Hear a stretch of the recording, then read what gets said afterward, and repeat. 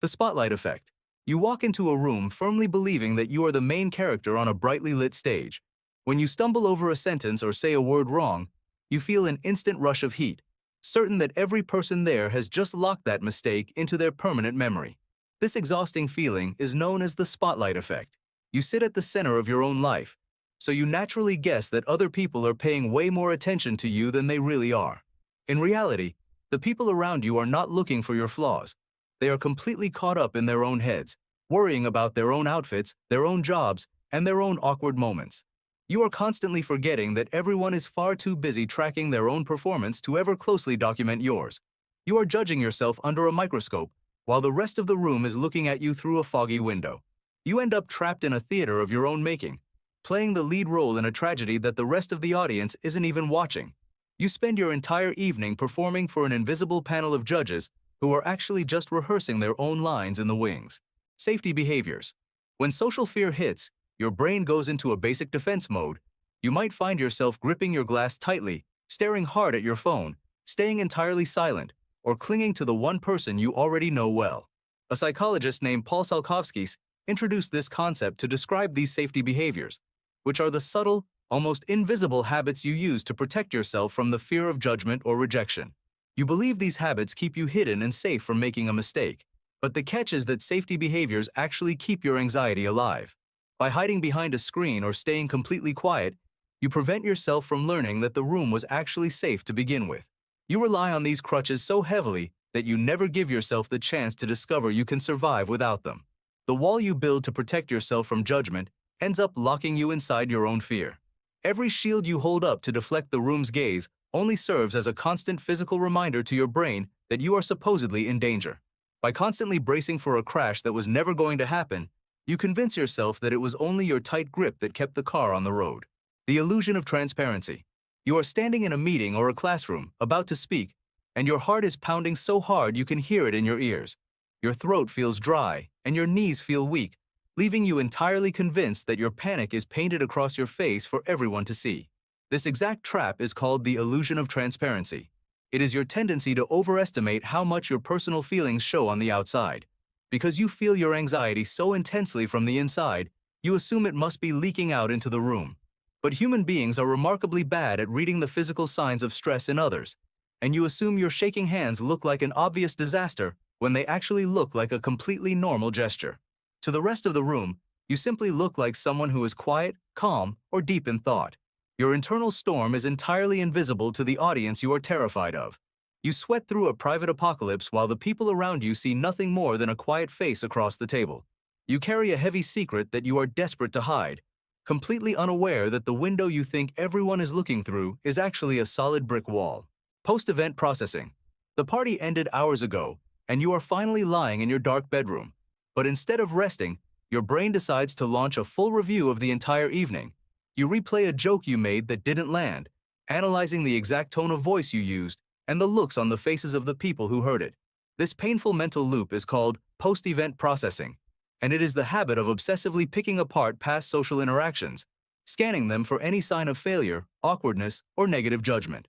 During this process, your memory acts as a highly biased editor. It ignores everything that went well and blows your smallest slip-ups up into massive social disasters. You force yourself to relive the exact same uncomfortable seconds over and over until an ordinary moment feels like a complete catastrophe. You end up punishing yourself for imaginary crimes, turning an ordinary conversation into a source of long-lasting shame. Your mind transforms a simple 3-second pause into a definitive, late-night courtroom verdict against your own social worth. You lie awake rewriting a script that has already finished filming, desperately trying to change the ending of a movie that everyone else has already forgotten watching. Confirmation bias. You walk past two coworkers who are laughing quietly at a desk, and your brain instantly clicks into a dark conclusion. They are laughing at me. You don't have a single piece of evidence to prove this, but the thought feels completely true. In the 1960s, a cognitive psychologist named Peter Wason coined the term confirmation bias for this exact shortcut. When you struggle with deep social insecurity, your brain actively looks for clues in the room that prove your existing negative beliefs about yourself. You treat an unanswered text, a brief glance, or a straight face as solid proof that you are unlikable or out of place. You completely ignore the dozens of good signs, the smiles, the warm greetings, because your mind only wants to collect pieces that fit your anxious story. You filter out every single bit of kindness from your day just to make sure your worst fears stay perfectly correct. You essentially rig the emotional jury beforehand, ensuring that no amount of real-world warmth can ever overturn your self-imposed guilt. You walk through a room full of open doors and somehow only manage to find the one that is locked, using it as absolute proof that you were never wanted inside. Mind reading. You are talking to someone new, and they briefly look away to glance at the door or check the time. Your internal voice immediately takes over. They find me incredibly boring, and they are looking for an excuse to escape this conversation.